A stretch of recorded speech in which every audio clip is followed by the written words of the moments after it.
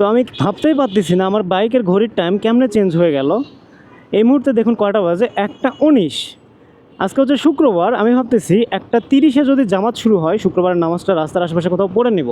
So break করে phone হাতে নিয়ে দেখি ওমা, আমার বাইকের যে মিটার এটাতে 1 ঘন্টা ফাস্ট, অর্থাৎ এখন বাজে হচ্ছে 1:19 আমার মিটারে, বাট রিয়েল টাইম হচ্ছে 12:19। 1 ঘন্টা আমার বাইকের মিটার কেমনে ফাস্ট হয়ে গেল এটা আমি কিছুতেই বুঝতে পারতেছি না। যাই হোক, অ্যাপস কানেক্ট করতে হবে, অ্যাপস কানেক্ট করলে খুব সম্ভবত এটা ঠিক হয়ে যাবে। আমরা বিভীষিকাময় একটা জ্যামে পড়েছি। তো ইয়ামাহা অ্যাপস কানেক্ট করার পর আমি ঘড়ির টাইমটা ঠিক করে নিলাম। তো কানেক্ট করার সাথে সাথে এটা টাইম ঠিক হয়ে 12:34 বাজলো। অ্যান্ড 12:34 আমরা পৌঁছে গেছি গাজীপুরে।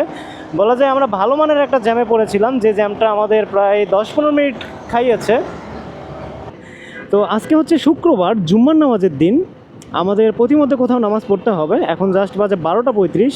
আমরা ঠিক 1:20-এর ওই দিকে যতদূর যাইতে পারি, 1:20 পর্যন্ত ততদূর যাব। 1:20-এর পর বাইকটা কোথাও ব্রেক দিয়ে জুম্মার নামাজটা আদায় করে তারপর আমরা আবার রাইড স্টার্ট করবো ইনশাল্লাহ।